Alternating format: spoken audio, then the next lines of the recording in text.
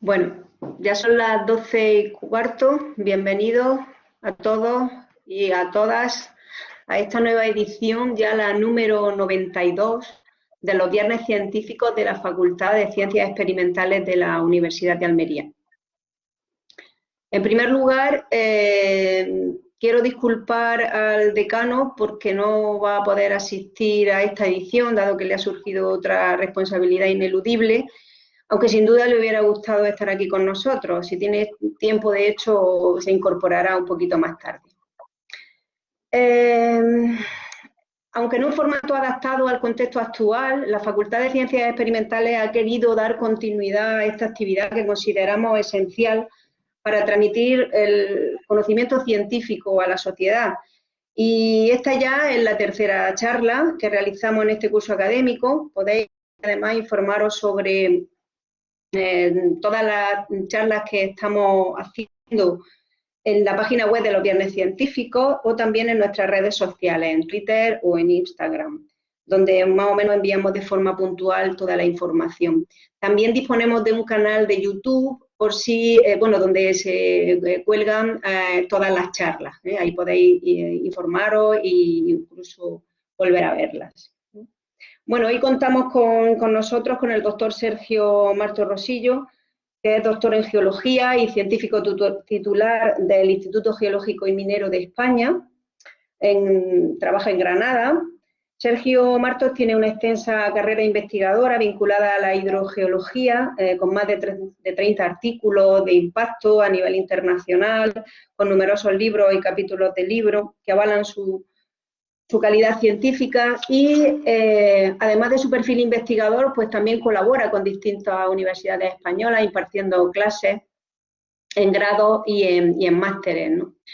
Hoy nos va a ilustrar acerca de una de sus líneas de investigación que, a mi entender, es de las más atractivas. Se trata del análisis de los distintos sistemas de manejo del agua por los habitantes locales de diferentes lugares del mundo, entre los que se encuentra Sierra Nevada, pero también en Sudamérica. Estas técnicas, este conocimiento ancestral, puede ser muy útil para la ciencia como base de conocimiento para llevar a cabo un manejo más sostenible y eficiente de un recurso que, como todos sabemos, es bastante escaso y valioso, como es el agua dulce. Y más hoy día, cuyo suministro, digamos, se ve amenazado por el cambio climático. Bueno, os dejo con Sergio, con el que vamos a aprender mucho sobre esta sabia práctica de manejo de agua y además una práctica muy cercana a nosotros, aunque tal vez no tan conocida. Sergio, cuando quieras. Vale, voy a compartir pantalla. No sé si ven ya la pantalla completa. Sí. Ok. Bien, pues buenas tardes. Quiero comenzar dando las gracias a la Universidad de Almería y personalizar este agradecimiento en Marian Salinas. Muchas gracias, Marian, por tu presentación y por invitarme a dar esta charla. Y, como no, también tengo que dar las gracias pues, a todos los que están ahí atendiendo ahora mismo enfrente de sus pantallas.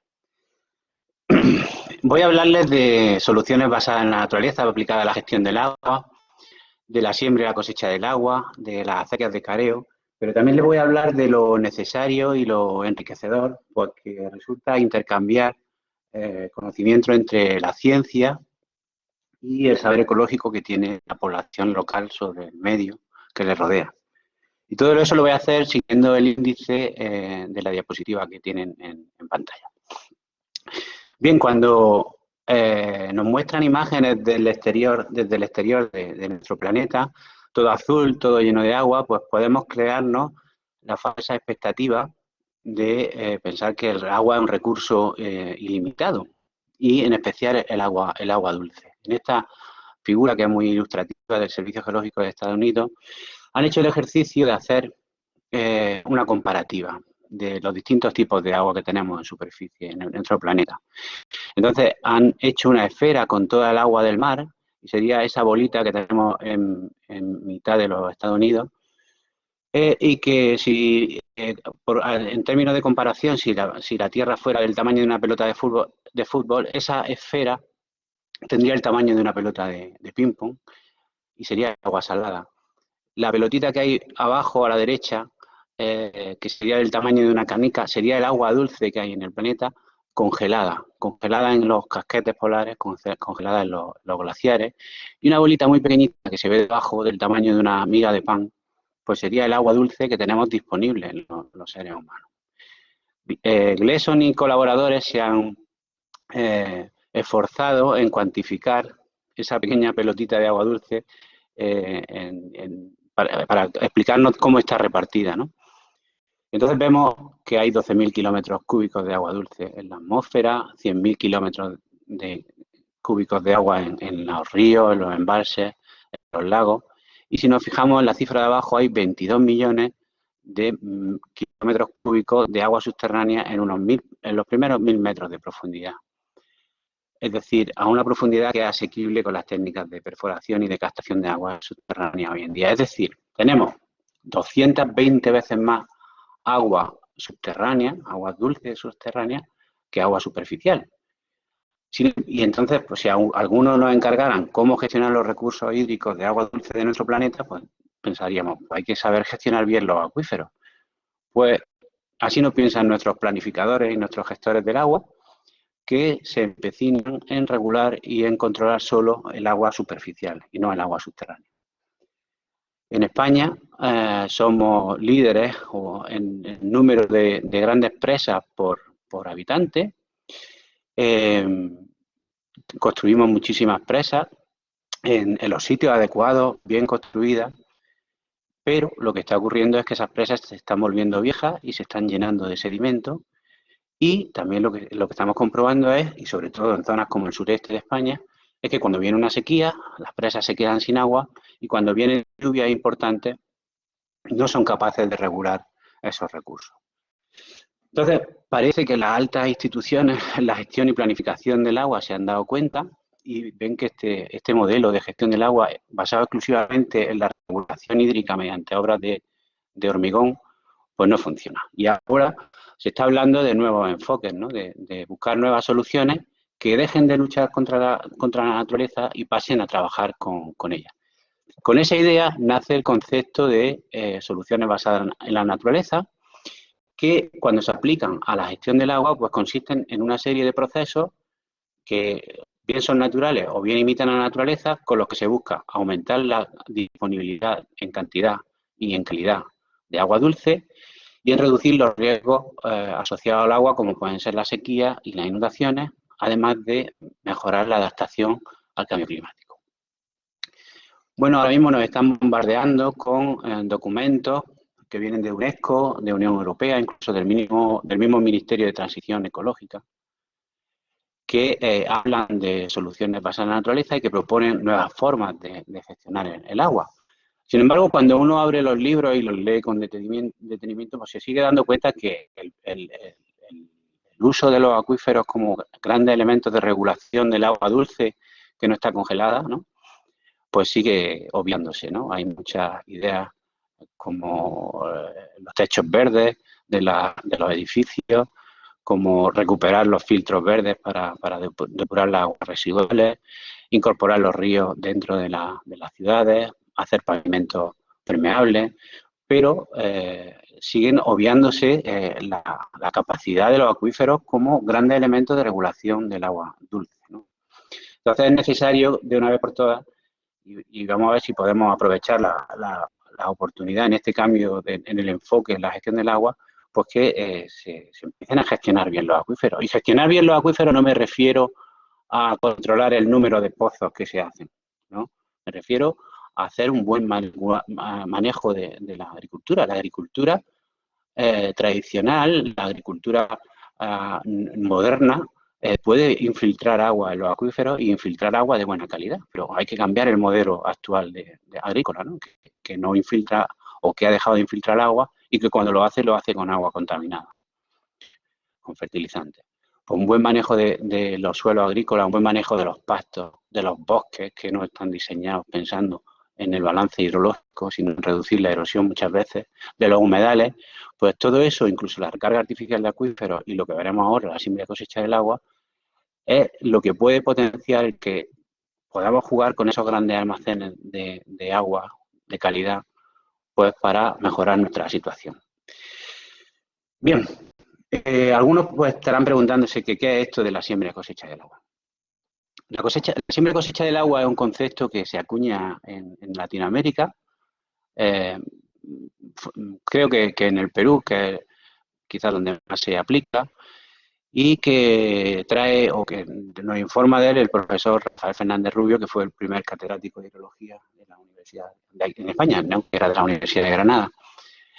Y consisten en los procesos que están basados en el conocimiento ecológico local mediante los que el ser humano recolecta e infiltra, es decir, siembra el agua para poder recuperarla, es decir, para poder cosecharla a tiempo después. Hay distintas técnicas de captación del agua, de ese agua de escorrentía, que puede ser superficial, subterránea o agua de lluvia, por las que se puede infiltrar el agua en un acuífero, y aprovechamos que el agua circula más lentamente y aprovechamos también esa capacidad de almacenamiento que nos brinda la naturaleza en los acuíferos para poder recuperar ese agua un tiempo después. Esto se hace fundamentalmente en zonas donde hay periodos secos a lo largo del año y donde hay periodos secos con sequías prolongadas, ¿no? Bueno, y algunos dirán, ¿por qué habla de siembra y cosecha del agua y no habla de recarga de acuíferos directamente? Pues bien, no hablo de recarga de acuíferos porque la recarga de acuíferos, como la que tienen en imagen, o esta otra, que son unos pozos de inyección del canal de Isabel II, de inyección profunda para recargar los acuíferos, se hace siguiendo procedimientos científicos y aplicando tecnologías de vanguardia, ¿vale? Mientras que la siembra y la cosecha del agua se hace, que es lo que tienen en la imagen, se hace con el conocimiento ecológico, con el conocimiento del medio que tiene la población local. Esos pozos que veían antes del canal de Isabel II, que tienen tecnología puntera y de vanguardia, infiltran la misma cantidad de agua, más o menos, que esta cocha de infiltración que tienen aquí.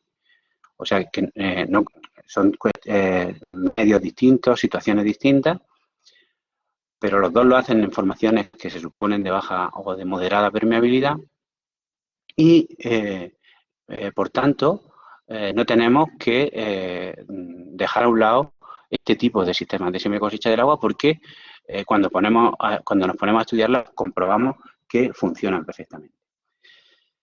Bien, vamos a ir viendo algunos de los sistemas de siembra y cosecha del agua que se utilizan en Iberoamérica.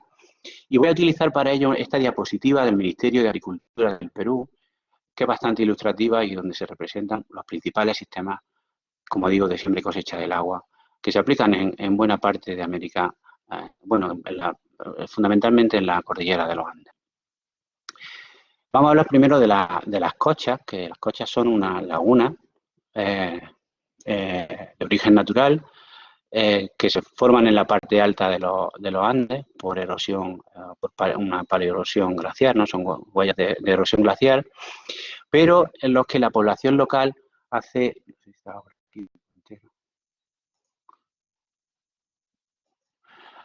un dique, que ven aquí en pantalla, o recrece en la zona de salida de la laguna, hacen unos diques con objeto de retener más agua e infiltrar más agua. Estas cochas son balsas de infiltración de agua, no son balsas para regular el agua y utilizarla directamente desde ahí, sino que lo que buscan es infiltrar la mayor cantidad de agua posible.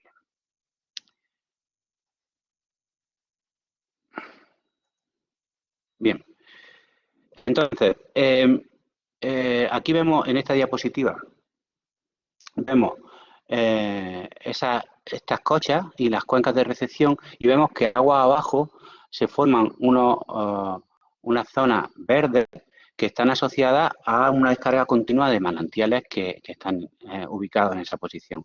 Entonces, la población local con estas cochas lo que consigue es que los manantiales que utilizan para abastecimiento funcionen a lo largo de todo el año y luego que pueden utilizar esa agua para generar pasto para el ganado.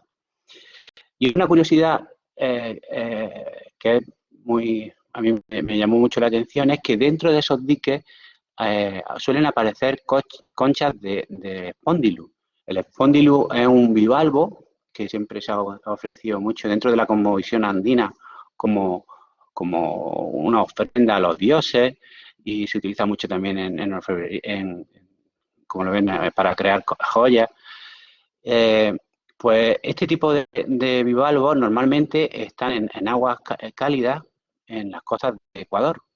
Sin embargo, cuando vienen los periodos lluviosos del Niño, bajan las corrientes de agua cálida hacia las costas del Perú, incluso en el Callao, y empiezan a aparecer conchas de espóndilos, ¿no?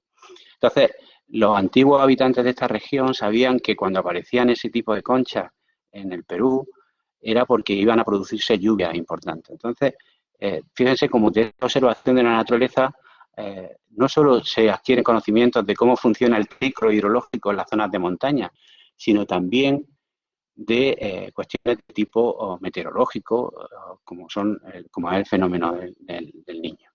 Por eso, en la red que tengo el honor de coordinar, ¿no?, la red de siembra y cosecha del agua, que está formada por unos 70 ya investigadores e investigadoras de distintos países de Iberoamérica, pues en nuestro logo hemos incluido, hemos representado uno de estos espóndilos. Y bueno, una vez hecho este spot publicitario de la red, voy a hablarles de otro sistema que son los tapes, que son muy usuales en Ecuador, pero que en Almería hasta hace pocos años había muchos, y en la zona de Murcia y Albacete. Son diques perpendiculares que se construyen de forma artesanal en las ramblas y que retienen agua, retienen sedimento y van generando un pequeño acuífero, agua arriba, que luego puede ser explotado mediante un pozo. Tapes hay en África, en la India y hay también en América Latina, y había, como digo, muchos en España. Los bofedales, que son esas zonas húmedas de alta montaña tan frecuentes en los Andes, que tienen grandes extensiones y donde se crían vicuñas y llamas, pues no son tan naturales como pensamos, porque la mano del hombre, mediante la construcción de canales que allí llaman camellones, aquí tenemos una comunidad aymara del norte de Chile, pues lo que hacen es, con esos canales, expandir el agua y incrementar la superficie verde del bofedal, de forma que pueden criar más ganado, de forma que también pueden regular más recursos hídricos. Y los borreguiles de Sierra Nevada, pues muchos no son tan naturales como pensamos, porque ahí interviene también el hombre.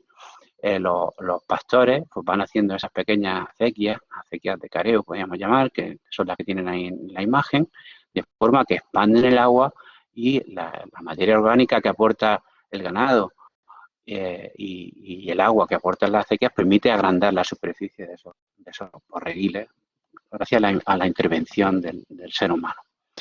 Tenemos también las zanjas de infiltración, que están inspiradas en las cuchacuchas, que también son estos agujeros que hacían los pastores andinos con objeto se hacen en zonas de recarga de manantiales, también de aumentar la recarga de manantiales que se sitúan agua abajo. Se están construyendo muchos kilómetros de zanjas de infiltración, sobre todo en el Perú. Se cuestiona ahora mismo si son muy eficientes desde el punto de vista de la recarga. Parece que sí lo son más desde el punto de vista de la reducción de la erosión, pero también dan un aspecto que no es muy agradable y tienen un coste de mantenimiento muy elevado. Las amunas son las hermanas de las acequias de careo. Voy a hablar luego con más detalle de las acequias de careo, pero si quiero que se queden con un par de cuestiones. Primero, esta es una amuna que está en Huamantanga, en uno de los ríos que se utiliza para abastecimiento a la ciudad de Lima. Y cuando uno las ve, pues no deja de sorprenderle en la similitud que tienen con las acequias de careo. Pero es que además, cuando hay datos arqueológicos que dicen que las amunas ya estaban funcionando cuando llegamos allí los españoles en 1492, ya llevaban bastantes años funcionando, pues te sorprenden aún más. Pero luego cuando uno ve una acequia de careo, como esta, que es la acequia de Vecina o de Bérchules, según el nombre del pueblo le cambian el nombre, pues ve que la fisiografía y que el diseño pues son parecidos, las condiciones geológicas, hidrogeológicas, el tipo de roca, y también la forma en que se distribuye la lluvia a lo largo del año, son muy parecidas. Entonces, pues puede entender que se alcanzara una solución similar. Bueno, pues en Perú, en las cuencas de los 3 ríos que se utilizan para abastecer a esa megaciudad, existen multitud de amunas muchas de ellas están abandonadas, que están siendo recuperadas con inversión pública y también con inversión privada. Hay muchas empresas que están contribuyendo a recuperar estos sistemas de regulación del agua que utilizan infraestructura verde y que se combina con el uso de la infraestructura gris o los embalses de regulación que hay allí. Los andenes que se encontraron los españoles cuando llegaron a América y que por eso le pusieron ese nombre a esa gran montaña, pues también son un sistema, en cierto modo, de siembra y cosecha del agua. Aquí tenemos las andenerías del yacimiento arqueológico de Pisac, estas son las de Ollantaytambo, y son pequeños acuíferos artificiales. Ese sería el límite del acuífero, que están constituidos a su vez por pequeños, podríamos decir, maceteros. Porque si hacemos una sección de uno de estos andenes, vemos que hay un muro que contiene el relleno y ese relleno va cambiando la granulometría de forma que es creciente hacia la parte inferior y toda el agua de retorno de riego, el agua que no consumen las plantas, acababa canalizándose hacia este sector, donde se construyen también unos pequeños canalillos excavados en piezas de roca que van confluyendo el agua y la llevan y la dirigen hacia una fuente que suele estar en las andenerías inferiores. Esa fuente funciona con un caudal importante todo el año con los retornos de esos riegos. Y el ejemplo más ilustrativo puede ser el de Tipón, que si van por Cusco les recomiendo que lo visiten, en el que hay una fuente también de caudal permanente que está 3 o 4 en la tercera o cuarta andenería y en la que agua arriba existe un canal de trasvase de agua y varias cochas de infiltración que alimentan a este lugar arqueológico y que dan una idea del gran conocimiento hidrológico que tenía esta cultura en su tiempo. Estos oanes en Almería, esas son las terrazas de cultivo de oanes y que en este caso son de época musulmana y esas son las de Bérchules, donde vemos que se combina la vegetación con la vegetación de ribera y es una de las estampas típicas de la falda sur de Sierra Nevada en general. Aquí en esta figura hemos representado la cuenca hidrológica del río Bérchules en negro, donde están las superficies de regadío tradicional, y en este mapa de la derecha hemos hecho un inventario de manantiales, dándole un color un poco más rojizo en la zona donde había más densidad de manantiales. Porque si ubicamos los manantiales, ubicamos la zona de regadío y también ubicamos la posición de las acequias, podemos comprobar cómo la distribución de esos manantiales, ¿vale?, obedece a la ubicación de las zonas agrícolas del regadío tradicional y a la ubicación de esas acequias tanto de careo como de regadío. Si representamos las zonas donde se hace siembra y cosecha de agua en América Latina, vemos que la mayoría se concentran en los Andes, en zonas donde afloran rocas duras, es decir, rocas metamórficas, rocas volcánicas, rocas plutónicas, que en principio te dicen que son poco permeables cuando estudias este tipo de materiales en la carrera, pero y también en zonas donde la recarga es moderada, de moderada a media. Y hay también una variabilidad importante de la lluvia a lo largo del año. Esas condiciones también se reproducen en cierto modo en Sierra Nevada. Bien, entrando ya en las acequias de careo, pues tenemos que decir que las acequias de careo consisten en unos canales excavados en el terreno, en los que se deriva el agua del deshielo. Ahora mismo están a máximo rendimiento en Sierra Nevada. Se saca el agua de los ríos y se hace circular por estos canales excavados en el terreno que a veces superan la decena de kilómetros. Y estos van infiltrando agua a lo largo de su recorrido y en zonas concretas donde es conocida por los habitantes locales una gran capacidad de infiltración del terreno. Esto sería una sima, una mata o un caero, tiene distintos nombres, donde se va vertiendo el agua y ese agua se infiltra para luego salir un tiempo después agua abajo. El esquema de funcionamiento lo hemos representado en esta figura. Vemos una acequia de careo que está ahora, en esta época del año, está sacando el agua del río, se la lleva por la parte alta de la ladera y la infiltra en lo que se llaman las simas, ¿no?, en zonas en las que es conocida por los habitantes una gran capacidad de infiltración. El agua que se infiltra va circulando por la zona de alteración de los esquistos, agua abajo, buscando el río, un cauce de primer orden. Donde se encuentran materiales que están sin alterar, donde cambia el ambiente, pues se suelen crear manantiales. Manantiales que funcionan una parte del año y que permiten pues que en esa agua abajo de esos manantiales pues hubiera una familia que vivía antiguamente asociada a esa descarga, que tenía su zona de cultivo y tenía su pequeño cortijo. Esos manantiales funcionan, como digo, todo el año, porque luego durante el periodo de estiaje, ahora para el día de San Juan o incluso antes, según cómo venga el año, se dejan de utilizar las acequias de careo, porque ya no hay agua por la acequia de careo, y como el río lleva más caudal como consecuencia de la recarga que hemos ido generando con las acequias de careo, se empiezan a utilizar las acequias de regadío. Y los manantiales, como digo, que están a media ladera, siguen funcionando gracias a esa recarga que se ha hecho mediante las acequias de careo. Parte del agua del retorno de regadío que se hace en las zonas de regadío tradicional, pues también es como si fuese un careo, como si fuese una recarga artificial, porque luego acaba fluyendo de nuevo en el río y contribuye a mantener los caudales ecológicos de estos ríos. ¿Cómo repercute esto en el funcionamiento de los ríos de Sierra Nevada? Donde tenemos estaciones de aforo, como la que tienen dibujada en pantalla, y series largas de caudal, pues vemos que hay dos tipos de respuesta. Hay unos ríos que son los que tienen el círculo rojo, otros que responden de una manera y otros que tienen el círculo negro. Los del círculo negro tienen un comportamiento normal de un río de alta montaña en una zona semiárida. Y es que esto sería cómo varía el caudal, un hidrograma, cómo varía el caudal a lo largo de un año. Vemos que en esta época en la que estamos ahora, empezaría el año en octubre, pues en la época en la que estamos ahora hay un pico de caudal, hay una subida importante de caudal. Cuando acaba el deshielo, ese caudal sigue descendiendo y hay una serie de aportes subterráneos que son los que lo mantienen a lo largo del año. Si nosotros tenemos acequias de careo operativas, es lo que hemos visto en Sierra Nevada, lo que ocurre es que el comportamiento del río sigue esta línea amarilla. No hay un pico nival porque las acequias de careo sacan ese exceso de agua del río, lo infiltran y lo que ocurre es que a lo largo del año el río lleva más caudal porque está saliendo ese agua que nosotros estamos infiltrando ahora. Y ese es el truco de la acequia de careo.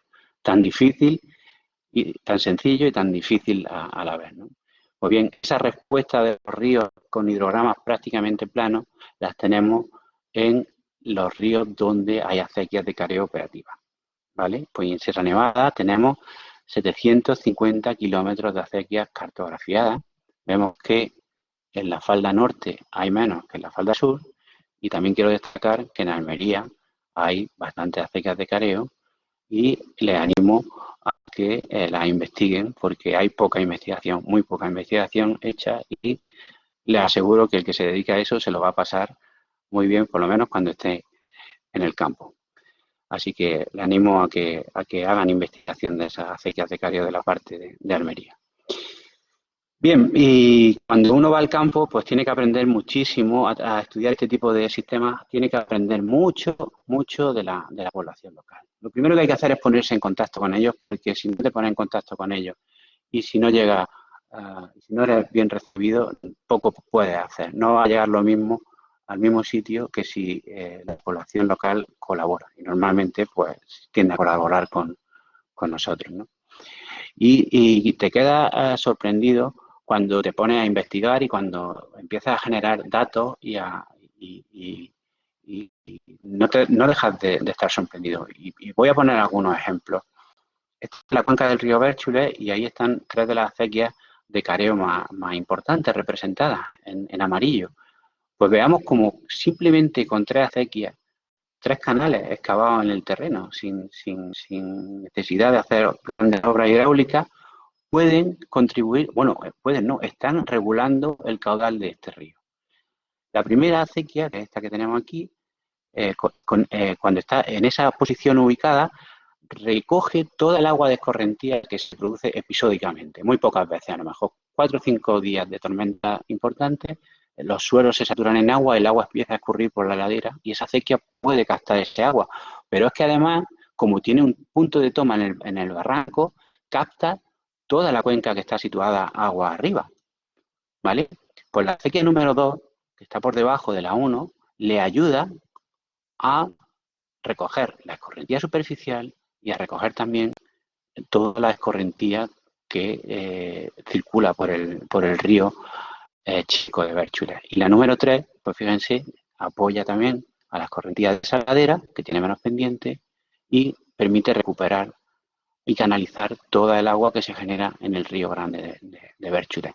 Pues bien, los espacios que quedan en blanco son zonas donde aflora rocadura, que no interesan para la agricultura, y zonas también en esta margen derecha que captan directamente el agua del barranco del río Cairo. Si eso se mezcla con una vegetación local que no tenga una elevada densidad, pues consigues con 4 elementos, sin presas, sin obras de ningún tipo, o simplemente con una zanja y una buena reforestación, puedes conseguir una regulación equivalente a la que conseguiría una presa. Luego también hay un conocimiento ancestral del medio increíble, ¿no? ¿Cómo saben dónde se ubican esas zonas de alta capacidad de infiltración? En la carrera nos decían que las rocas, los esquistos son materiales impermeables. Pues ahí en esa foto se están infiltrando 400 litros por segundo en esquistos, en una zona en la que te dicen que te olviden, que eso no es una zona de infiltración preferencial. Pues ahí tienen la prueba. Nosotros cuando hemos investigado algunas de estas simas, que se llaman simas, no se tienen que confundir con las simas, con el término de sima que utilizan en el CARS, porque son zonas que filtran agua pero que no tienen ningún conducto preferencial de flujo ni nada. Pues cuando hemos investigado estas zonas, con geofísica y con sondeo, hemos comprobado que efectivamente parece que debajo de ese relleno sedimentario que se va generando como consecuencia de tener la recarga durante mucho tiempo, pues hay zonas de fractura que probablemente favorezcan esa mayor capacidad de infiltración. ¿Y qué puede aportar la ciencia a la siembra y cosecha del agua? Lo primero es evidencia, y uno de los primeros que demostró la relación entre las acequias de careo y los manantiales que están en Sierra Nevada fue el profesor Antonio Pulido, que ha sido profesor de la Universidad de Almería muchos años, mediante el empleo de ensayos con trazadores artificiales, demostró esa conexión y fue el primero que hizo una publicación científica, una revista de impacto con este tema. Nuestros compañeros del Perú y también compañeros del Imperial College de Londres han hecho publicaciones similares a las que hizo Antonio Pulido en su día, haciendo ensayos de trazadores y también haciendo algunos modelos matemáticos con los que, además de demostrar la eficiencia de estos sistemas de acuíferos de montaña, pues han simulado el efecto que tendría en la ciudad de Perú o los sistemas de regulación hídrica que abastecen en la ciudad de Perú, el construir o recuperar muchas de esas munas que, como dije antes, estaban abandonadas. Y esa es la respuesta en la que tenemos en este hidrograma en verde, ¿no? Se podría tener mayor cantidad de agua durante los periodos de estiaje haciendo esa inversión en infraestructura verde. Nosotros hemos aplicado técnicas parecidas, pero sin el uso de trazadores artificiales.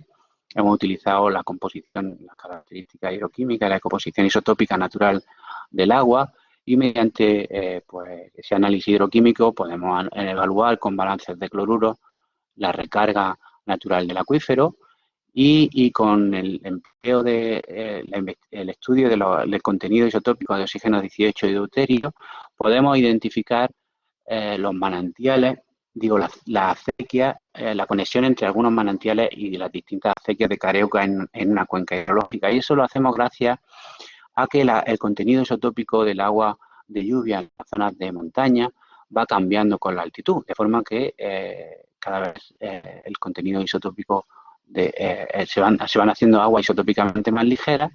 Nosotros podemos con esa agua que muestreamos a distinta altitud y con las muestras que hacemos de la nieve, sacar una curva altitudinal de cada cuenca hidrológica y una vez que captamos y analizamos el contenido isotópico del agua en los manantiales, con esa recta altitudinal local podemos calcular la zona de recarga. ¿Y qué le pasa a los manantiales que están asociados a acequias de careo? Pues que no se encuadran en la zona que les corresponde, porque el agua que los está recargando no es el agua que tienen en su zona de recarga, porque es un agua que viene de una zona mucho más alta, porque ha sido transportada por una acequia de careo y la señal isotópica es mucho más diferente. Bien, si ahora mismo también estamos aplicando técnicas para, conocida la variación isotópica del agua de lluvia a lo largo del tiempo y conocida la señal de salida en manantiales, poder calcular los tiempos de residencia en el acuífero sin el empleo de trazadores artificiales. Estamos trabajando también evaluando, diferenciando cuál es la recarga natural de un acuífero en el que se utilizan las acequias de careo y cuál es la recarga artificial. Y es sencillo, tiene mucho trabajo, pero hay que medir, instalar muchos sensores, controlar cuánta agua se deriva para carear, cuánta agua llega al final de una acequia, cuánta se Sergio, infiltra. perdona que te interrumpa. Sergio, sí. Hemos dejado de ver la imagen. ¿Sí? No vemos la imagen. Te vemos a ti, pero vamos, se ve en negro. No lo sabemos. Pues, a ver. No sé qué hago, ¿me salgo y entro de nuevo o...? A ver. Voy a dejar de compartir. Un segundo.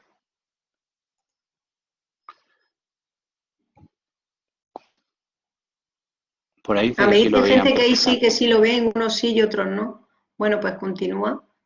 A ver. Voy a empezar otra vez de Vale. nuevo a compartir. Y no sé si así... Ahora sí la vemos. Ahora sí. Gracias.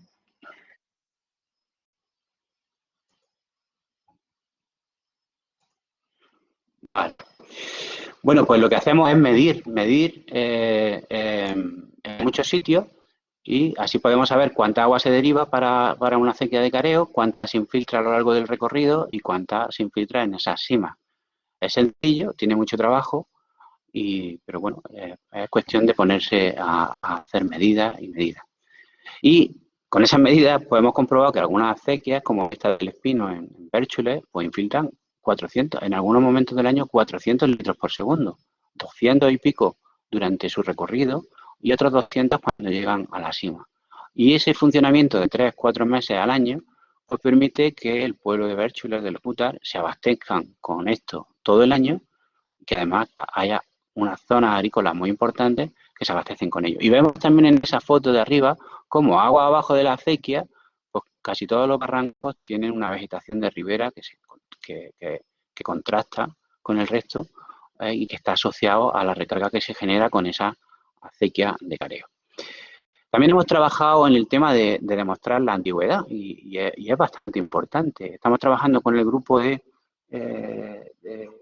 investigación del profesor José María Martín Cibantos de la Universidad de Granada, colaborando fundamentalmente con ellos en temas de arqueología hidráulica, y hay ya documentos escritos en el año 1050 de un litigio sobre una acequia de careo entre un pueblo que había por encima de Jerez, en Bartillana, y Lugro. O sea que ya hay documentación escrita que habla de eso. Los libros de apeo que se hacen cuando se expulsa a los moriscos en el año 1570 y los que se hacen un inventario de los bienes que se tenían que repartir entre los nuevos cristianos que iban a repoblar las tierras, pues ya identifican a las principales acequias de careo que siguen operativas en la actualidad. Nosotros además lo que hemos hecho es, en una de esas simas donde se va vertiendo agua de forma constante, hemos datado ese sedimento artificial que ha ido generando la acequia de careo y la hemos datado con técnicas de OSL, de optoluminiscencia de cuarzo, que nos permiten saber la antigüedad del sedimento y hemos visto que tienen en esa cima pues había sedimentos de hace más de 1200 años. Y eso es importante. Aquí hemos representado cómo varía el contenido isotópico en el hemisferio norte. Bueno, es una idea un poco de cómo ha variado la temperatura en el hemisferio norte, que se ha hecho con análisis de muestras de testigos de hielo en el norte de Europa. Y hemos representado también el periodo de duración o de operación de las acequias de careo, en esa línea así amarilla. Entonces vemos que esas acequias de careo han permitido superar importantes cambios climáticos que han ocurrido en los 1000 y pico últimos años y también un el último periodo cálido importante que fue el que se produjo en la Edad Media. Entonces, si esos sistemas han servido para superar esa crisis climática, ¿por qué no pueden servir para superar la actual, ¿no? Entonces, lo que nos dicen los modelos matemáticos, aquí hemos representado cómo entra el agua en una cuenca hidrológica, el deshielo, las lluvias que se producen ocasionalmente, la situación actual y cómo debería responder un río de alta montaña sin acequias de careo. Y lo que nos dicen los modelos matemáticos es que va a nevar menos, el pico del deshielo se va a adelantar en el tiempo, va a empezar antes, y luego va a haber algunas lluvias de mayor intensidad. Así que sería lo que tenemos en la figura de la derecha. Bien, si nosotros hacemos los modelos de simulación, lo que te dicen es que los hidrogramas de los ríos de Sierra Nevada, donde no se hace ningún tipo de intervención, van a funcionar de este modo. El pico va a ser menor, se va a adelantar en el tiempo y va a ser un caudal más variable y luego al final del verano vamos a tener menos caudal. Al final del verano, esta zona de aquí, pues lo que vamos a tener es menos caudal. Bien, pues si hacemos acequias de careo, como se hicieron en su día, los hidrogramas seguirán funcionando de esta forma. Entonces tenemos un caudal continuo a lo largo de todo el año. Y luego también, pues bueno, eso lo hemos comprobado, lo de la capacidad de regulación, midiendo y haciendo modelos de precipitación-aportación que simulan este efecto de regulación que generan las acequias y nos vienen a confirmar todo lo que hemos ido diciendo. Y ahora estamos trabajando en ver cómo optimizamos, si vamos a hacer nuevas acequias de careo o si queremos recuperar algunas. Esto es más importante porque muchas de las acequias de careo, como consecuencia del envejecimiento de la población local, se están abandonando. Entonces, si tenemos que recuperar algunas para que se siga manteniendo por lo menos los caudales de abastecimiento del pueblo, ¿cuál elegimos, ¿no? ¿Qué criterios utilizamos para eso? En eso estamos buscando fuentes de financiación. Algunos investigadores de Estados Unidos sí lo han hecho en el Perú, pero aplicándolo a andenerías, ¿no? Digo, a zanjas de infiltración. Han hecho una cuenca hidrológica, han hecho perforaciones, datos, estimación de parámetros hidráulicos, etcétera, y han estado midiendo durante un tiempo y han visto que sería la cuenca hidrológica, las estaciones de aforo, y han visto qué ocurre si se dobla, por ejemplo, la superficie de zanjas de infiltración, que sería esta figura. Aquí vemos como el caudal del hidrograma en esa cuenca ascendería de esta manera. Si las zonas de infiltración se hacen en la parte alta de la cuenca, vemos que el hidrograma sería este que está aquí en morado. Vemos que tenemos mucho más caudal durante el periodo de estiaje. Y si las zonas se hacen, fíjense que aquí es la misma superficie que hay en la actualidad, pero cambiando la ubicación de esa zona a zonas altas y que están en zonas llanas. Vemos que el caudal, que sería esta línea de aquí marrón, es bastante mayor, simplemente cambiando la posición a una ubicación más idónea de esas zanjas de infiltración.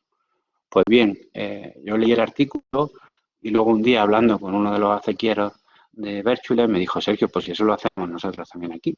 Que esos son deslizamientos, son dibujos de una serie de deslizamientos que se llaman pollos, porque son superficie llana, como los polletes de las ventanas, le llaman pollos.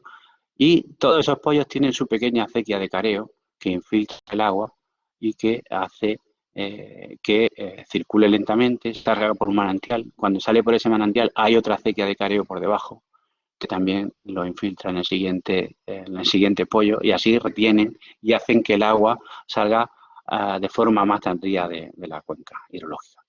Bueno, voy a ir terminando y voy a matizar 4 cosas, ¿no? Una es que lo mismo que la agronomía y la farmacia, la farmacología tiene una rama que es la etnofarmacología y que ha aprovechado todo el conocimiento ancestral de la población local pues, para generar medicina, para generar productos textiles, etcétera. Pues como lo mismo que esas ciencias han aprovechado el conocimiento ancestral de la población, pues la hidrología y la hidrogeología también puede hacerlo, ¿no? Los datos que estamos recopilando y los datos que estamos generando con métodos científicos nos demuestran que las acequias de careo son probablemente el mejor sistema de recarga de acuíferos que se pueden utilizar en zonas de montaña, que unas pocas acequias de careo pueden duplicar la recarga natural que se produce en un acuífero, es decir, la recarga que hay si no se interviene se puede duplicar con 4 acequias de careo que se hacen en una cuenca hidrológica y que esto se hace con coste energético cero, porque se utiliza la fuerza de gravedad, se utilizan materiales locales y con unos sistemas que se pueden cambiar fácilmente según las condiciones climáticas y sociales, no como una presa. Una presa no se puede cambiar, pero una acequia más, una acequia menos se puede construir fácilmente. Voy a terminar ya con esta diapositiva, con este berchulero de mitad del siglo pasado, que tiene ahí una parcela que parece que está muy estropeada, pero ahí hay judías verdes y maíz. Las judías verdes aprovechan el tronco de maíz para crecer y el maíz se aprovecha de los compuestos nitrogenados que generan las leguminosas, ¿no? Eso se llama ahora, es lo más moderno que hay, se llama agricultura intensiva ecológica. Y el agua que tiene este señor en los pies, pues es agua que se ha conseguido mediante un sistema de gestión integral del agua, que utiliza infraestructura verde y soluciones basadas en naturaleza, es decir, mediante las acequias de careo. Entonces, si queremos aplicar soluciones basadas en la naturaleza, pues tenemos que aprender mucho de los que llevan 1000 años haciéndola y no queramos ahora inventar la pólvora cuando la pólvora ya lleva muchos años inventada. Y eso es todo. Muchas gracias.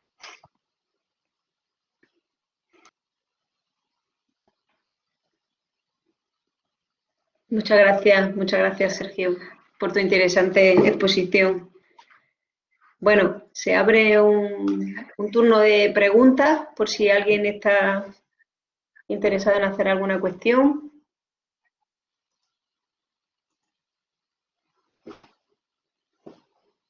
O en el chat, si alguien no quiere. Sí, José María.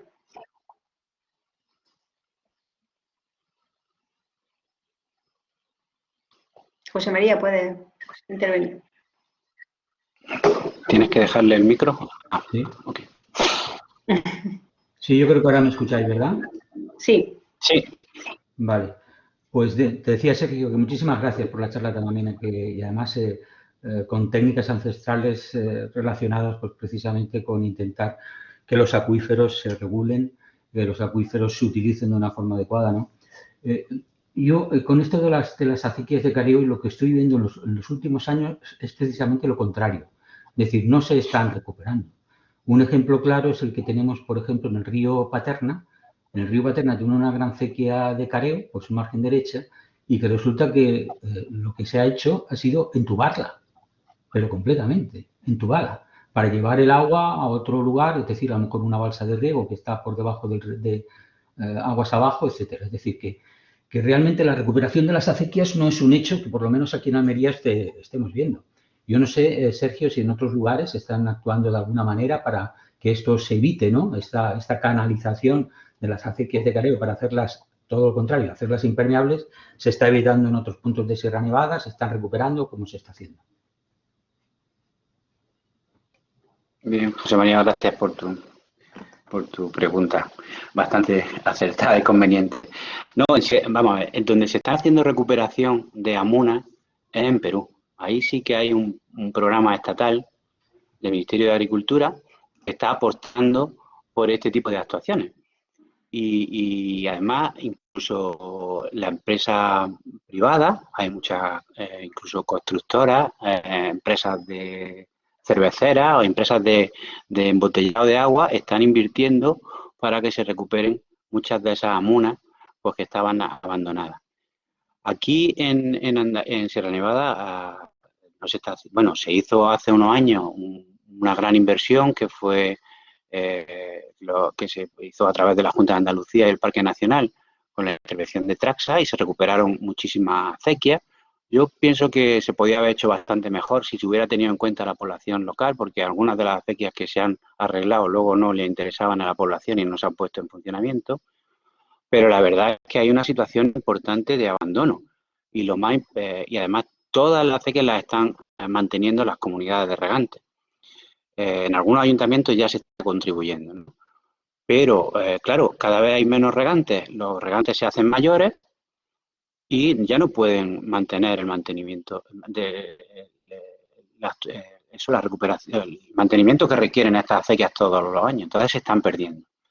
Nosotros hace unos años pusimos de manifiesto que esto funcionaba bien, que era un sistema eficiente, con datos científicos, y la Junta de Andalucía se puso un poco las pilas y estuvo ayudando un poco a la comunidad de regantes de Bérchules, le ayudó un poco a arreglar parcialmente alguna acequia y ahora está haciendo algún tipo de actuación, pero en plan de investigación, pero no se están haciendo actuaciones de recuperación de acequias. La Diputación de Granada es consciente también de que el mantenimiento de los manantiales de abastecimiento a las poblaciones de la Alpujarra y también de algunos de la falda norte de Sierra Nevada dependen de las acequias de careo. Nosotros tenemos ahora mismo un convenio con ellos y estamos identificando cuáles son las acequias de careo que mantienen esos manantiales con el objetivo de mantenerlas, aunque sea con inversión del Ayuntamiento o de la Diputación, para que por lo menos no se pierdan esos puntos de abastecimiento. Pero ahora mismo no se está apostando por en Sierra Nevada por la recuperación y el mantenimiento de estos sistemas. Se está empezando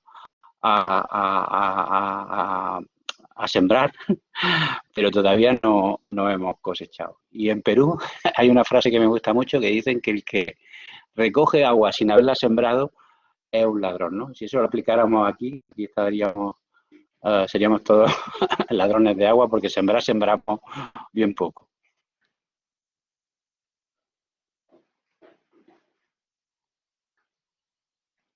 ¿Alguna pregunta más? Aquí alguien señala que en Fiñana, Bucena y Abla rompieron las pequeñas acequias de careo cuando hicieron el carril, el Sulair. Y dice que los vecinos llevan reclamando que se regeneren, entiendo, pero que nadie ha hecho nada, al parecer. ¿Sabes tú algo de eso? Vamos, que sea la misma administración, porque el Sulair lo hizo el parque, ¿no? Entiendo. Sí, se han muchas acequias. Otras acequias se han impermeabilizado y han perdido su función, se han hecho de hormigón y se han hecho de fibrocemento y se han hecho muchos disparates. Pero la verdad es que hay que crear primero esa conciencia. Nosotros estamos trabajando bastante, el grupo este de investigación de José María Martín Cimanto, el laboratorio de Memolab, están haciendo jornadas de participación. Mañana van a limpiar voluntariado la acequia de Cañar, que pasa por el encinar de Cañar, que es un encinar emblemático de Sierra Nevada y que mucha gente no conoce. Ese encinar se mantiene gracias a un par de acequias de careo. Perdona, te puntualizo, el robledal. El robledal. Perdón.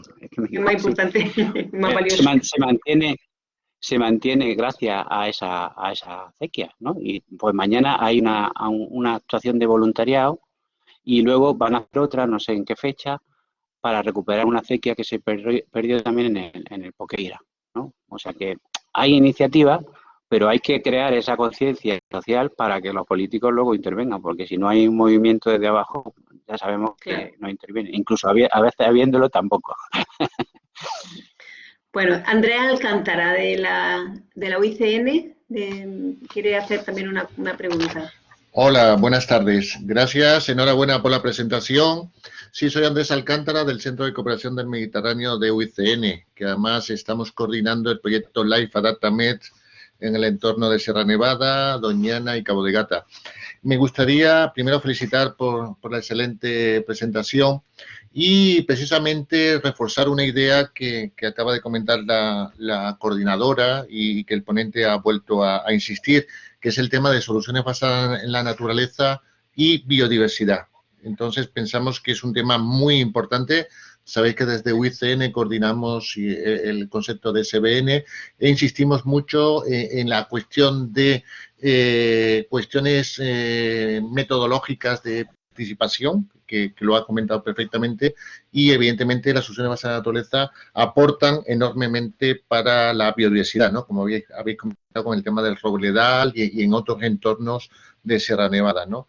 Y bueno, animaros a seguir en esto y desde el proyecto Life AdaptaMed pues estamos también dispuestos a promover todas estas iniciativas y luego recordaros que los programas europeos actuales, todo el tema de restauración de infraestructuras verdes y soluciones basadas en la naturaleza es una línea prioritaria para trabajar en los próximos años en territorios como puede ser el Parque Nacional de Sierra Nevada.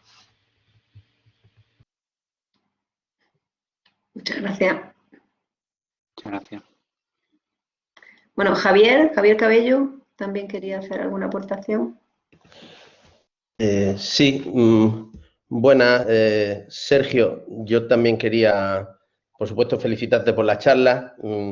te he escuchado varias veces ya, pero la verdad es que cada vez que lo hago pues me entusiasma muchísimo. Me parece que es un tema clave. Y si te soy sincero, creo que alguna vez lo he dicho, me resultaba también increíble que hablarais de que no había acuíferos en Sierra Nevada, me refiero a los geólogos, y sin embargo habéis recientemente puesto de manifiesto todo este mundo que es absolutamente fascinante. Bueno, más allá de eso, te quería preguntar dos cosas. Primero, en relación con lo que ha señalado también Andrea Alcántara, es si eres consciente o de alguna manera de ecosistemas de Sierra Nevada que dependan muy mucho de estos acuíferos de ladera que se forman. Es decir, ¿cuál es el papel de la acequia en el mantenimiento de estos ecosistemas, incluso de especies emblemáticas en algunos casos, ¿no? Creo. Y luego, y otra pregunta que te quería señalar es que, puesto que en Sierra Nevada hay un gradiente de aridez desde el oeste hacia el este, ¿no? O al revés, si vosotros conocéis que ahí haya diferencias en los conocimientos tradicionales de cada una de las comunidades de regantes a lo largo de ese gradiente ambiental. Muchas gracias. Bueno, muchas gracias por tus cuestiones, por tus preguntas.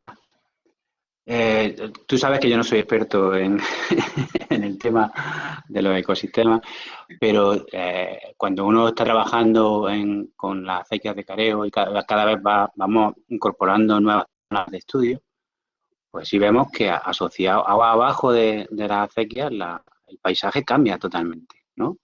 La vegetación, y es una de las señas de identidad de Sierra Nevada. Por debajo de las acequias de careo todo parece más verde. Es cierto que ahí hay zonas agrícolas, pero entre medias de esas zonas agrícolas pues hay castaños, hay distintas especies que necesitan de más agua de la que habría en condiciones naturales, ¿no? Entonces eso genera más biodiversidad. Y por eso queremos trabajar de forma coordinada pues con equipos de cohidrólogos pues para poder aprovechar más el potencial de nuestra investigación y que tengan una repercusión en ese tipo de conocimiento. Esa es una de nuestras líneas de trabajo, ¿no? De empezar a trabajar con otra gente, porque las soluciones basadas en la naturaleza dependen de ese trabajo multidisciplinar, ¿no? Y interdisciplinar también. Luego, en relación con lo del gradiente de la parte oeste a la este, pues se ve claramente. Si tú vas al río Lanjarón o vas al río Nechite, pues vas viendo cómo las acequias van teniendo distintas secciones, va reduciéndose el número de acequias, los periodos de uso también se cambian, pero el sistema básicamente es el mismo. Lo que pasa es que en cada cuenca hidrológica está adaptada a unas condiciones distintas, ¿no? Entonces, sí se ve cómo repercute, pero básicamente el funcionamiento es el mismo. Luego también se ve que hacia la parte de Almería, la cosecha del agua, mientras que en Lanjarón y todo eso, en esas partes de allí, se captan directamente manantiales o se capta luego el agua que descargan en los ríos, en la zona de Almería hay más obras de galerías subterráneas y también zanjas de recogida de agua de los aluviales para aprovechar el agua que previamente ha sido infiltrada con las acequias de careo. Entonces, el sistema básicamente es el mismo, lo único que pasa es que los sistemas de captación de agua que hay más hacia la parte de la Almería son un poco más sofisticados, precisamente por esa mayor aridez. Y nada, nosotros sí que queremos trabajar con ecólogos pues para ver todas las repercusiones, porque estamos viendo que el careo repercute en el caudal que circula por los ríos, que hace que haya más caudal durante el estiaje, y también influye en aspectos como la temperatura, ¿no? Que son aspectos que nos gustaría desarrollar mucho más, trabajando como digo yo, con ecólogos. Muy bien. Eduardo Navarrete, de la Consejería, quería hablar. Si eres tú. No se te oye bien.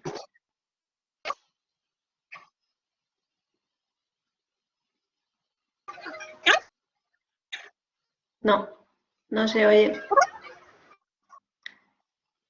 No sé, Eduardo, si quieres hacer la pregunta por el chat, le podemos contestar. Sí, o por el chat.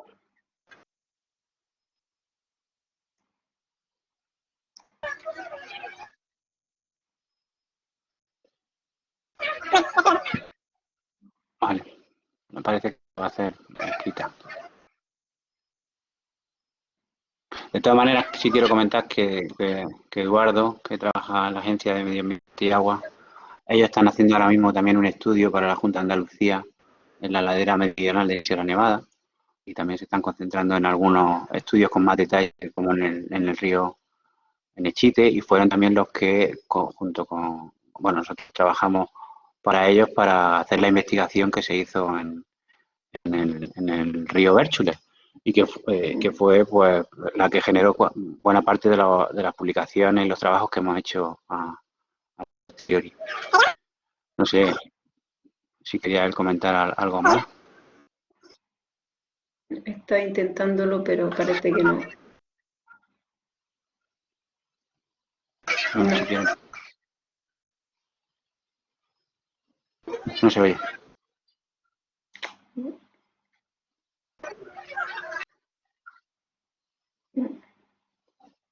Bueno, yo quería hacer una pregunta, Sergio, que cuando hay en los medios de comunicación el tema de la gestión del agua, la filosofía o la tendencia que hay siempre es a optimizar la última gota de agua que hay en el medio, ¿no?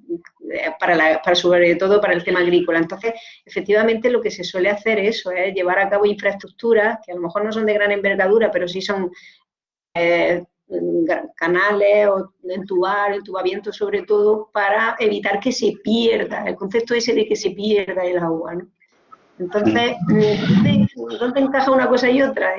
Porque, claro, tenemos que cambiar de forma de ver, de percibir eso de que esa gota de agua no se pierde. Y de ineficiencia. Es que esto, en fin, el concepto de eficiencia e ineficiencia es muy interesante en el tema agrícola y eso lo he discutido con muchos amigos míos que son ingenieros agrónomos, ¿no? Tienen distintas visiones. O sea, hay algunos agricultores, algunos ingenieros que se dan golpe en el pecho diciendo que somos el país que más regadío o que más superficie ha transformado de secano de regadío tradicional a regadío localizado, ¿no? Con goteo. Y luego hablan de regadío, lo comparan con la línea del AVE, lo que se hace por goteo, y comparan con la línea de ferrocarril de Extremadura el regadío tradicional. Entonces yo pienso que eso es una tontería bastante grande, ¿no? Porque es cierto que la eficiencia en una zona como Campo Hermoso, que no llueve y tiene que aprovechar la última gota de agua para generar un regadío, pero hay zonas de montaña que lo que interesa es precisamente lo contrario, es que se infiltre más agua, que haya un regadío a manta, que cumple otra serie de procesos como es mantener el caudal ecológico agua abajo de los ríos y que se hagan sin fertilización y sin productos químicos para que luego ese agua no afecte a la calidad del agua del río. Entonces, hay que cambiar el concepto. Ahora mismo en París, lo que se está haciendo es una iniciativa muy interesante que emplea soluciones basadas en la naturaleza, es que algunos de los acuíferos que se abastecían mediante pozos para abastecer París tenían una agricultura intensiva que estaba contaminando el agua. ¿Qué se ha hecho? Se le ha dado ayuda a los agricultores para que transformen a ecológico, ¿vale? Y con sistemas de regadío tradicionales. ¿Y qué está ocurriendo? Está ocurriendo que se está recargando agua en el acuífero, más cantidad de agua de buena calidad. A cambio, el Ayuntamiento de París ha hecho compra el producto ecológico que generan esos agricultores para utilizarlo en los colegios de París. Entonces, eso es un ejemplo de cómo con un sistema de regadío tradicional en el que se aplica el conocimiento científico actual, se utilizan productos que no son contaminantes y se hace un manejo del agua precisamente para que no sea eficiente desde del otro punto de vista, sino para que el agua llegue al acuífero con una buena calidad, pues un ejemplo de que no todo lo ideal es pasarse al goteo, ¿entiendes? Entonces, ese es un concepto de eficiencia que hay que analizarlo desde una perspectiva más global para saber lo que es realmente eficiente y lo que no es eficiente, ¿no? Bueno, Francisco Bruno Navarro, sí. Ay, bueno, sí, Sergio primero. Sí, te oímos muy bien ahora. Pues mira, soy Eduardo. Es que se me había estropeado la conexión con el micrófono, creo. Disculpadme, ¿eh? ¿Me oís, verdad? Sí. Sí, Vale. perfectamente. Nada, básicamente pues era darle la enhorabuena a Sergio por la buena presentación que ha hecho y lo bien que transmite, digamos, los conocimientos técnicos, pero también la pasión que le pone. Y yo pues doy fe de que es un tema apasionante porque hemos estado juntos cuando arrancamos con el proyecto de la caracterización y los balances de la cuenca de Bérchules, que como ha explicado, pues bueno, pues fue un trabajo muy bonito y muy pionero y diseñamos la red de control de las acequias. Quería intervenir también porque alguien en el chat ha puesto que en Sevilla no tienen ni idea de qué son las acequias de careo y bueno, me ha dado en el corazoncito porque yo estoy en Sevilla, aunque voy mucho por Sierra Nevada y bueno, simplemente que sepáis que sí que se saben lo que son las acequias de careo, se saben. De hecho, en la planificación hidrológica hay un anexo específico del proyecto de Bérchules que se puede consultar y poquito a poquito pues se va generando conocimiento, que es la base para poder luego planificar y gestionar, ¿no?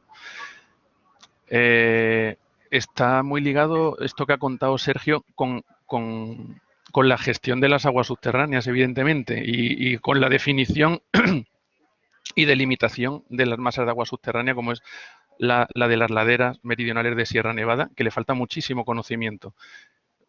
Cómo reaccionan los niveles piezométricos a la gestión aguas arriba de los deshielos y de la infiltración y las acequias de careo. Entonces, bueno, ese proyecto lo tenemos ahora mismo en funcionamiento y esperamos que dentro de un año, un ciclo hidrológico por aquí, pues tengamos información que podamos compartir también. Y para cerrar también, pues que sepáis que nosotros, pues desde la Consejería de Medio Ambiente y desde la Agencia de Medio Ambiente y Agua, donde estoy yo, pues gestionamos la red de estaciones de aforo, que son los puntos que cierran las cuencas aguas abajo, donde muy bien ha explicado Sergio, que ha puesto una gráfica de una estación de aforo, pues se registran en continuo cómo evoluciona la mina de agua y se transforma a caudales, y eso al final es lo que te permite hacer el balance de todo lo que entra, todo lo que sale y lo que se queda en la cuenca. Y bueno, pues muchas gracias por los viernes que organizáis científicos, que me han parecido muy interesantes. Y gracias, Sergio, de nuevo. Gracias, Eduardo. Francisco Gracias. Navarro. ¿Tipo?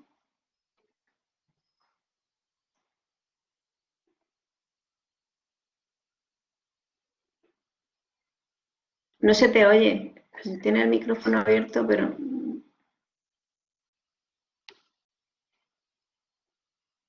No se te oye. Bueno, los problemas técnicos. ¿Ahora? Ahora, ¿me escucháis ahora? Sí. ¿Me escucháis ahora? Sí. Sí. Vale, la cámara parece que no se enciende. Bueno, os lo comento. Bueno, lamentablemente he sido yo el que ha puesto lo de que en Sevilla no tienen ni idea de lo que son las acequias históricas. Bueno, sí es cierto que es una generalización, ¿no? Yo sé de buena mano, porque yo trabajo en la propia consejería aquí en Granada, y sé que hay gente que sí es consciente de esto, pero en general, sobre todo por las políticas que se aplican, no se ve que sean demasiado conscientes, porque de hecho todos los regadíos del Marquesado se lo están cepillando con la ayuda a modernización de regadíos, con lo cual puede que conozcan lo que son los careos y estos sistemas históricos de regadío, pero muy por la labor de su conservación no parece que se esté, ¿eh? Y bueno, en relación a esto, aparte de dar la enhorabuena a Sergio por su charla también ilustrada, pues eso, decir que si hay tenéis alguna línea de contacto sobre todo con la rama de agricultura, que yo creo que es la que está un poco en este tema más, pues eso, el tema un poco, la punta un poco más conflictiva, porque ahí es donde hay que hacer saber todas las bondades de estos sistemas para que no se cometan barbaridades como las que estamos viendo últimamente en el Marquesado, en la Alpujarra y en otras zonas. ¿Me había escuchado? Sí. Sí, muy bien. Pues sí, lleva razón, Pipo, lo que comenta. Pero bueno, nosotros vamos luchando poco a poco. Nuestra forma de hacerlo es demostrarlo con la ciencia, ¿no? Al principio, cuando tú le comentas esto a los habitantes de Sierra Nevada, te dicen ellos que saben perfectamente cómo funciona el sistema. Nosotros lo que estamos haciendo es demostrarlo científicamente y luego divulgarlo para toda la gente. Hacemos vídeos de divulgación, hacemos conferencias como esta.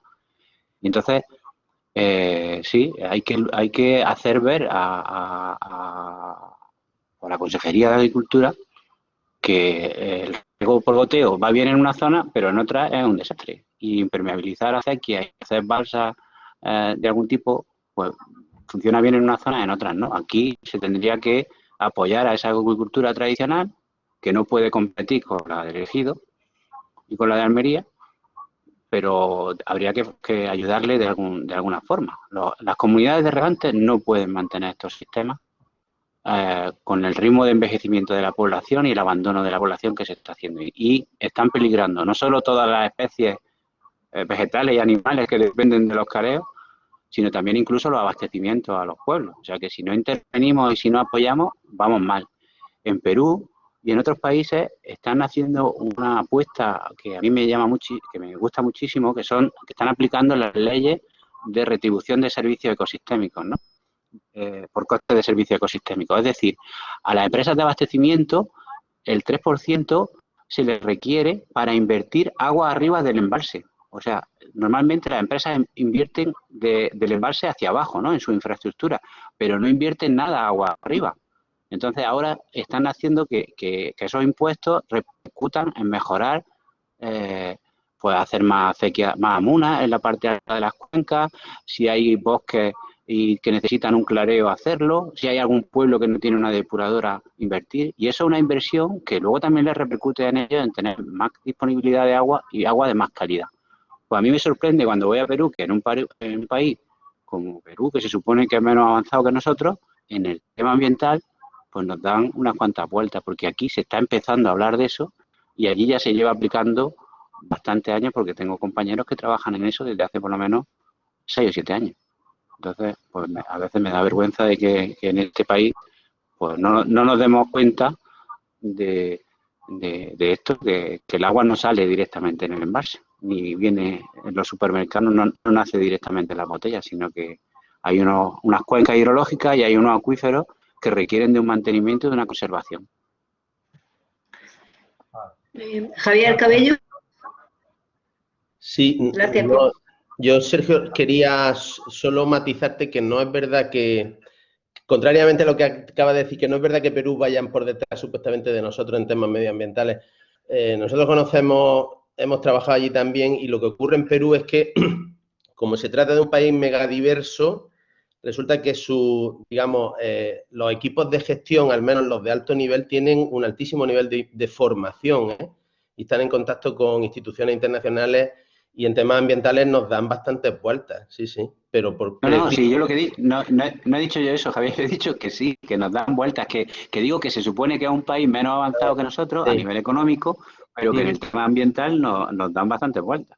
Sí. Eso es lo que quería decir. Sí, y luego decir, solo por apostillar, que cuando viaja uno por Perú es impresionante ver cómo todas las grandes ciudades, particularmente Lima, en el desierto absolutísimo, que es el desierto de Sechura, cuando cae en la cuenta de que depende del abastecimiento de agua de la cordillera y de todos estos sistemas, realmente en ese momento se te viene, es como un plomo en la cabeza, ¿no? De darte cuenta de esa dependencia absoluta. Muchas gracias. Bueno, ¿alguna otra intervención? Bueno, pues no vamos a abusar ya más de ti, Sergio. Solamente pues agradecer tu exposición y la temática, que como ya digo es bastante atractiva, y como bien hemos visto, pues también es fruto de controversia y es un tema además que nos ocupa y nos debe de preocupar. Bueno, pues damos por finalizado nuestro viernes científico. A ver, hay un mensaje nuevo. Bueno, la gente está dando las gracias por Yo doy las gracias también a vosotros y a tu todos intervención. los asistentes. Muchas gracias. Bueno, pues nada. Hasta la vista. Muchísimas gracias y seguimos en contacto. Adiós a todos y muchas gracias por vuestra atención y vuestra asistencia.